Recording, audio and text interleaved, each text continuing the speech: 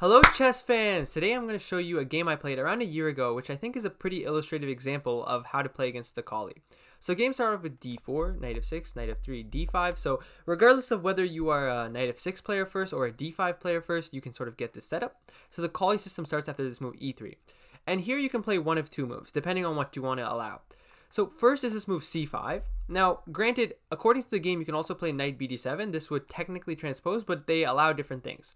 For example, after c5, this move b3 is actually not very good for white because after takes, you're simply in an exchange Caro-Kann where they've played this move b3, which doesn't make any sense. And I think to punish that, what you're going to do is go knight c6, let's say bishop e2, not bishop g4. Here, go for this move g6. And sort of the bishop on g6 is just traditionally much better than the bishop on b2 if they're eyeing each other like this. And your ideas are going to be to go for castles, knight h5, knight f4, ideas of f6, e5 to break against this e5 break, and usually white's plans include going with a knight to e5. So after knight h5 and something like f6, okay, it's even quicker that you're going to start breaking with e5. So I think that this is a very pleasant setup. So b3 setups are pretty much prevented, but my opponent decided to go for c3 instead. Also, just to note, after knight bd7, b3, c5, something like this is a lot less good because your knight already committed to d7, where it blocks your bishop but also kind of gets in the way of your pieces, though you can still go for this g6 setup. And knight bd7, the important thing is that it prevents, after knight bd7, it prevents d takes c5. Like after c5, they can go for this move, which is semi-critical but also doesn't sort of give white any sort of advantage. So yeah, those are the move orders. So instead, my opponent decided to go for c3, and here I go for knight bd7. And the idea of knight bd7 is simply to just defend the pawn. My opponent went for knight bd2.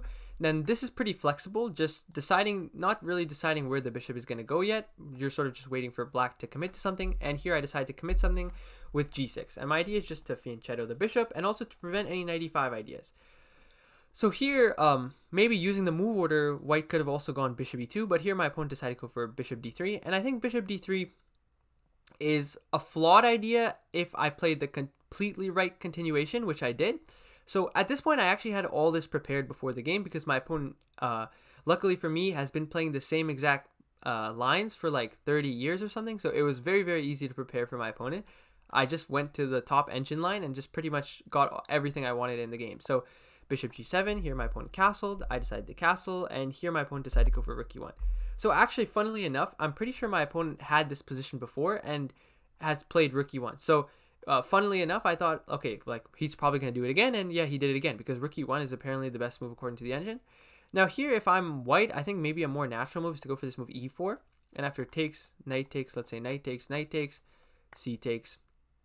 Here after knight takes, I really don't think that white's that much worse. Like, okay, I think white's maybe slightly worse, but the bishop lives on f3, like you have some pressure on the diagonal, you have the 3 on 2. My bishop is pretty good, yes, that's true, but I don't think this position should be anything except for equal. So I think that if white's going to try to continue this way, e4 is probably the best way to do it. But I think already, like, I don't think white should go for this setup. Like, if your opponent knows this g6 setup, I don't think white's close to equalizing. Okay, so my opponent decided to go for rook e1, preparing this move e4. And here, there's sort of two moves. Either you can go for rook e8, which is the engine's favorite move, or b6, which is the most popular move in the database. And this is another thing that you have to think about, because usually the most popular move in the database is something that humans can come across themselves. So I think that it's much easier to understand the ideas. While rook e8 is pretty much never played, so it might be a bad move to choose because, okay, it might be a dirty engine line.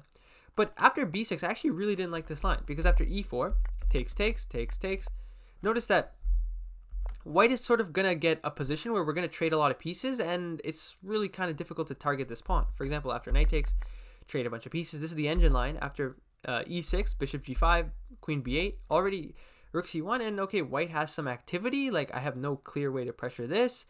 It's like pretty unclear position. So I thought that, and apparently the engine says like minus 0.2 there, but yeah, I didn't really see that in the game. So I prepared before the game this move rook e8. So at this point, again, we're still all in my preparation. This is the top engine line, and I think that here the position is just very pleasant. Notice that if, white does nothing, like they play a move like here, we should probably go for e5. Though, then again, we don't even have to go for e5. We can sort of keep waiting. We can go for like a6, play a useful move. There's really no rush to do anything. But my opponent decided to go for e4, which is, okay, the most logical move because it doesn't look like rook e8 does much of anything. So here, e takes, knight takes. Or sorry, I meant to go over c takes first. So c takes is the best move, But it's also just a little bit of a strange move, because notice that after takes, usually here, okay, we would take the bishop. But here, now the bishop does not have this square f3, but also we have not allowed the bishop to get this tempo on the rook. So here we can go for knight f6. And after bishop c2, notice we've kept a little bit more material on the board. And now here, I don't think that white gets any activity, because white's activity was the c file being used, the bishop being very good, like white's pieces that were left on the board were very good. But now I think that all of black's pieces are pretty good. For example, after bishop d7 here, white can even make a mistake like knight e5, and then now our bishop gets to d5 and our position is very, very pleasant. So I thought that something like this might happen, and then this IQP is just very, very good for black. So I was happy with that, but my opponent, seeing that, decided to go for this move knight d4, which, okay, intuitively, if you put your pawn on c3 and then you went for e4 and you left the pawn on d4, like you should really take with the c pawn, like that's your whole idea. But knight takes was played. Now I think black has a pretty nice advantage after this move e5. And then already, like, in like, what is it, like 8 moves, like, no, 10 moves, like black has the advantage, and I don't think that it's really an easy position for white at all. And really, yeah, white just went wrong here, but even c takes is good for black. So I'm really not sure where white made the mistake. Maybe rook e1, this whole idea is pretty bad. Maybe they should just go for this. But then after b6, notice my setup is better than theirs, because I can get a knight to e5. If they ever go for knight e5, like, they could even be, okay, I guess we can't do that now, but this is the usual idea if the bishop covers here. But even now, like, our position is significantly better. So yeah, it's really hard to say that. I think this setup is just quite bad for white. So yeah, this is the way to try and refute it. So yeah, here I went for e5 and then knight c5, attacking the bishop here. My opponent went bishop b5, which again, I think is a mistake. I really think that my opponent needed to keep this light squared bishop on the board, because it's sort of holding your whole entire position together. After this move bishop c2 here, I really can't entirely remember what I was thinking, but I'm 90% sure my idea was to go queen c7, with the idea to sometimes go d4 to put pressure here, sometimes to take here, and to defend this pawn also, so that if he takes here, then okay, this pawn is defended. So that was my idea, but then he went bishop b5, and after bishop d7, yes, we've traded pieces, and yes, I have more space, which usually is not a good idea. But here it's a good idea, because you've connected my rooks, you've traded a piece that you put all your pawns on dark squares for a second, and then you trade your light squared bishop. That doesn't make much sense. And also, my bishop had no home. Probably my bishop was going to go to g4 and just trade itself off for a knight, but now I didn't lose the bishop here. So my position is really nice. Here they took. I went for e4. Okay, attacking the knight. Very natural. My opponent went for knight d4. And here, yeah, I went for queen takes d5, as you've seen, but apparently this move knight takes d5 is very strong. Now, I was worried about this move knight b3. And, okay, the other knight is also possible, but look at this move knight b3. And the idea is, okay, let's trade, knights. And if I trade knights, I mean, my advantage lessens and lessens as the more pieces I trade, because I have this space advantage. So, obviously, the most natural move is this move knight d3. But then I've lost this defender. He can take here. And here I saw this position. I was like, okay, I probably have compensation. My knight on d3 is very good. But at the end of the day, I could get this same position except just not be down a pawn, like with a pawn on e4. So why wouldn't I want to do that? And here, apparently after a knight here, like, apparently white's close to lost. Because notice, like, if they take, even something as simple as there's no defense after here. So yeah, it's just really hard to believe. Notice that if here, maybe like knight e2, queen f1, and queen b5 with takes threats is completely winning. And if he goes king h1, then this is a nice mate. So yeah, apparently there's just so many threats here. So he can't take here, and apparently the best move is here. And then after queen g4, threatening all sorts of nasty discoveries, like, it gets really good for black. But I think that there's really no need to do this, especially in an overall board game where the second that you go down a pawn, also your hearts might starts to race a little bit. So instead of that, I decided to play this move, queen takes d5. And essentially now, if he goes knight b3, like, I just go knight d3. And, like, why did you go knight b3? It just doesn't make any sense. And if he goes another knight to b3, yeah, again, it doesn't make any sense. So he went for queen e2. I went for rook a d8, developing my final piece. We saw knight b3 now. I went knight d3. I think all these moves are pretty much only moves for both sides. Rook f1, like, I guess it's not only moves for white, but only moves for black, because he could just, move his knight to f1 or something to go to g3 or e3. Like, this is also possible, but again, my move would just be knight d3. Knight d3, rook f1, and now here I went for knight d7. I really like this move knight d7 because my idea is I want to get this knight either to c4 or to d3, and then this would be very nice. And now here I think my opponent finally missed their chance to not equalize. They're not close to equalizing here, but at least to get some counterplay. I really think this move f3 was vital. And the idea is you're sort of destabilizing the knight. And I'm not really sure what my opponent didn't like, because I was thinking about this move in the game and I just really didn't like my options.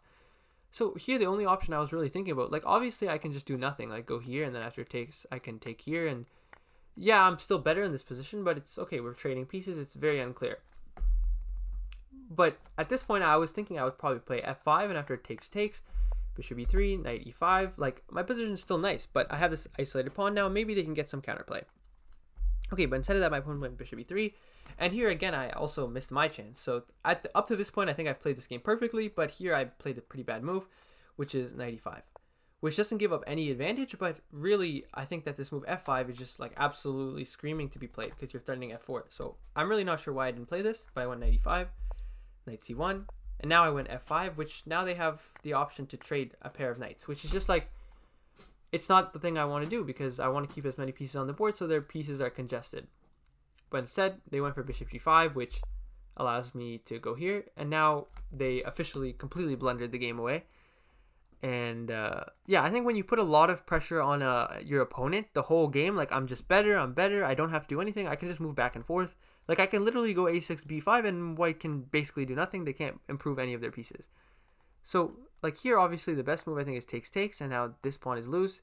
And then let's say they go for a move like h3 or something, then they immediately lose after here. So they have to play a move like knight d2 so that they, you know, can take here. And then here already, I win a pawn. So like it's not really easy. Like, and for example, if you're wondering about here, then I win this pawn. So it's not really easy to play a move. They're losing a pawn by force, and my opponent saw this and didn't want to go for it. So when the engine says that, okay, you have to lose a pawn now and go into that endgame, like, okay, it's hard to sort of calm yourself and be like, okay, let's go from this worst position where I have no activity to a down a pawn endgame to start defending. You sort of have given up any hope of winning. And of course, as chess players, even though my opponent is lower rated, of course, nobody wants to draw. Like, there's nothing to gain by drawing me. So my opponent went f4, so an attempt to maybe play for a win, but I think it's just a blunder after knight c4. And now everything is hanging, and there's no way to defend. He took. Now I'm attacking the queen twice, so the queen has to take, and now I take on b2. And now your bishop is completely out of the game. Yes, you've gotten off c1, but yeah, your bishop is just doing absolutely nothing. And after queen d2, here take a few seconds. There is two moves that are distinctly better than all the other moves here, but I highly recommend playing the most flashy one, which is rook takes d3, what I played in the game. Here I think knight a4 also wins. Like, I just saw rook takes d3 in a few seconds and I played it. Idea obviously is here, and then we're winning the queen, so you can't do that. So instead he played knight b3, I took, went rook e2, and now the conversion is not as easy as I thought. I actually made a few small inaccuracies. After knight f3, I went rook c2. Here I think I should just go knight d3 to just prevent the rook from coming in, and yeah, he just gets absolutely zero counterplay. But I went rook c2, and then after knight e1, here, now my rook's a little bit misplaced here because it's no longer defending the knight on d3. Like if I go here now, maybe rook a d1 actually, or sorry, the other rook to d1 actually now attacks my knight. So yeah, the rook was actually pretty good, well placed on c3. No need to maneuver it to c6. Instead, I went for h6, and here my opponent has a small tactic, takes, and knight d4. But then here I thought I was just winning after something like this, takes, and then the passed pawn will just run up the board and win. And I think my opponent saw that. That's why they went for bishop h4, which is called a mistake, but I don't think it is. Here I went for knight d3, rook d1, and now I win this pawn. That was my idea of h6 to remove the bishop from defending the pawn. Rook d8, king h7, and now knight d4. This makes my life very easy, but it's really hard to offer a move here.